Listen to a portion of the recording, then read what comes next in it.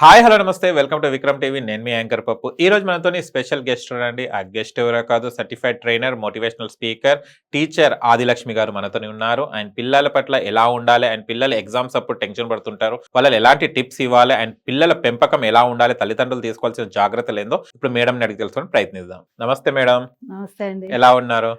బాగున్నాను. అంటే ఇప్పట్లో పిల్లలకి చాలా వరకు తల్లిదండ్రులు తీసుకోవాల్సిన జాగ్రత్తలు ఏంటిది? అంటే పిల్లల్ని పెంచుతున్నాం అన్నట్టు అయిపోయింది ఇప్పుడు క్వశ్చన్స్. ఇప్పుడు తల్లిదండ్రుల మాట పిల్లలు వినడం లేదు, పిల్లల మాట తల్లిదండ్రులు వినడం లేదు. అసలు ఇలాంటి మిస్కమ్యూనికేషన్ ఎందుకు వస్తుంది మేడం? ఫస్ట్ అంటే ఎట్లా అంటే సార్, తల్లిదండ్రుల మాట పిల్లలు వినట్లేదు, పిల్లల మాట తల్లిదండ్రులు వినట్లేదు అని అనుకోవడానికి ఏంటంటే, ఫస్ట్ పిల్లల్ని తల్లిదండ్రులు చాలా గారాబం చేస్తున్నారు. వాళ్ళు ఏది అడిగితే అది ఇచ్చేసేయటం. అంటే మా అప్పుడు మా అమ్మ నాన్న మాకేం ఇవ్వలేదు, మేము కష్టపడి పెంచాం, మా పిల్లలు ఇలా పెరగకూడదు అన్న ఉద్దేశంతో వాళ్ళు ఏది కావాలంటే అది ఇచ్చేయడం. అదే అసలు డబ్బుకి ఏది హద్దు లేదన్నట్టు ఏది అడిగితే వాళ్ళు అది ఇచ్చేస్తున్నారు. సో అట్లా కాకుండా పెంచాలి. ఎట్లా అంటే ఒక పద్ధతి ప్రకారం పెంచాలి. వాళ్ళు అడిగినవి ఇవ్వాలి, అట్ ద సేమ్ టైం అన్ని కోరికలు ఒక్కసారి తీర్చుకోండి. దానికి ఒక లిమిట్ పెట్టాలి. దాన్ని వాళ్ళు చెప్పాలన్నమాట. నీకు ఈ కాంపిటీషన్ లాగా పెడతాను, నీకు ఇది కనుక నువ్వు విన్ అయ్యావు అనుకో, నేను ఇది కొని పెడతాను అన్న ఒక స్కేల్ లాంటిది పెడితే వాళ్ళు అప్పుడు ఏదైనా పిల్లలు కూడా మాట వింటారు, తల్లిదండ్రుల మాట.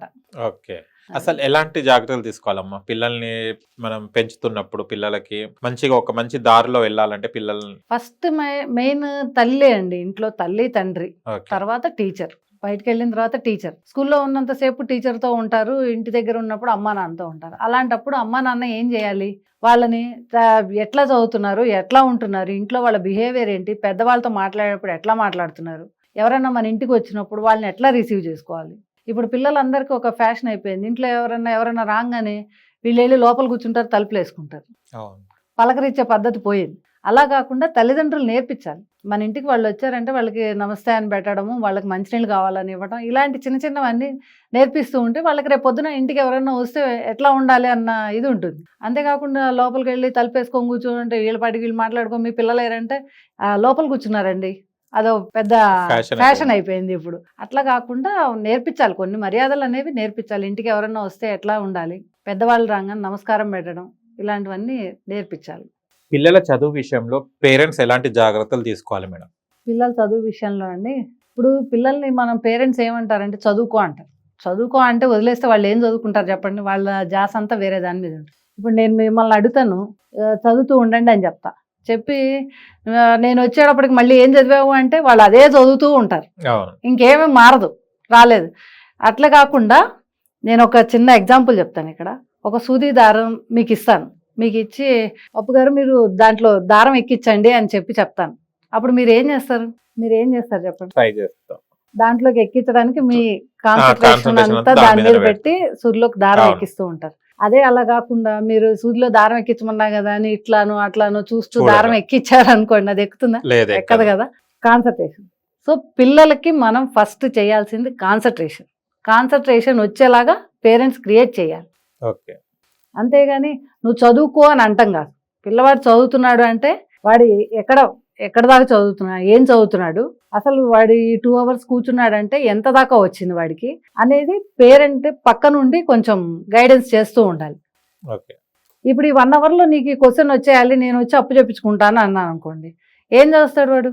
చదువుతాడు. రెండోది ఒకటి, పిల్లల దగ్గర కూర్చున్నప్పుడు పిల్లలు స్ట్రైట్గా కూర్చొని మన స్పైనల్ కార్డ్ స్ట్రైట్గా ఉండాలి. స్ట్రైట్గా ఉండి కొంచెం ముందుకు ఇలా బెండ్ అవుతూ ఉండేటట్టు చూసుకోవాలి చదువుకునేటప్పుడు. తర్వాత రెండోది ఏంటంటే, వాళ్ళు చదువుకుంటున్నప్పుడు ఏదో ఒక ఉంటాయి కదా ఆట వస్తువులు ఏదన్నా ఉన్నాయనుకోండి, చేతిలో పెన్సిలో రబ్బరో ఏదో ఒకటి ఉంది, వాడి జాస అంతా దాని మీదే ఉంటుంది, చదువు మీద ఉండదు.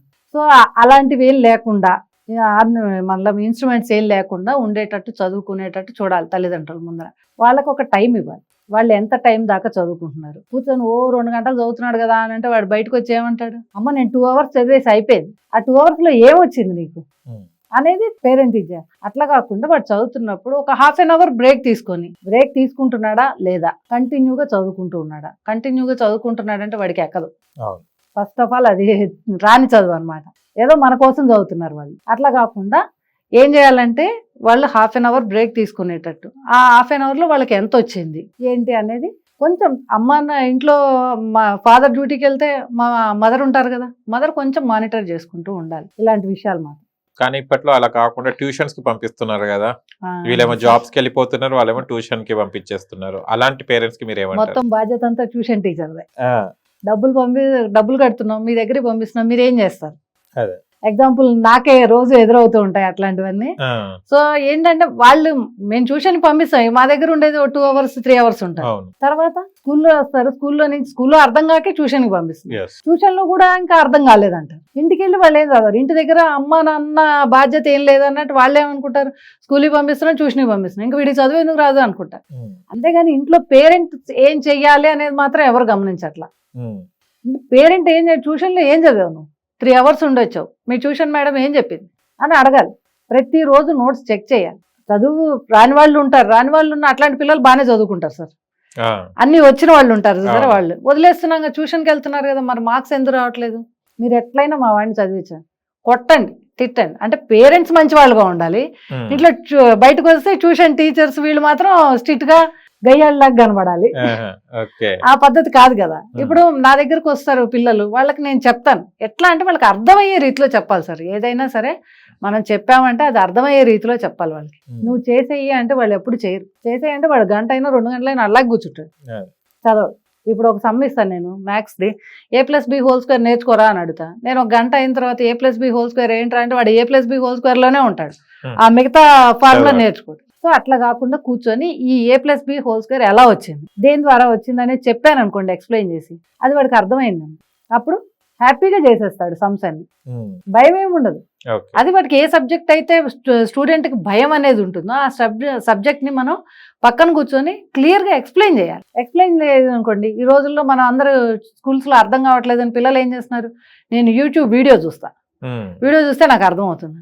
వీళ్ళేమో ఫోన్లో కదా, అదేమంటే నేను స్కూల్లోకి వెళ్ళాను నాకేమో అర్థం కాలేదు టీచర్ చెప్పింది అంటారు.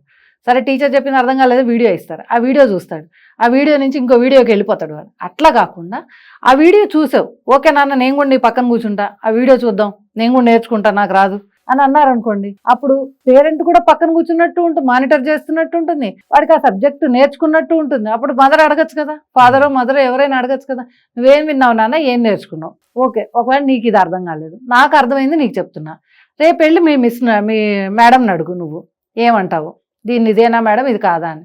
అలా మానిటర్ చేస్తూ ఉండాలండి. అట్లా చెయ్యలేకుండా ఉన్నప్పుడు మాత్రం పిల్లలు చదవలేదంటే పిల్లలకి ఏం తెలియదు, వాళ్ళు పిల్లలు కదా, అందుకని వాళ్ళకి ఏం తెలియదు. సో మనమే దగ్గరుండి వాళ్ళని ఎప్పుడు మానిటర్ చేస్తూ ఉంటే కంపల్సరీ వాళ్ళు షైన్ అవుతారు. ఓకే.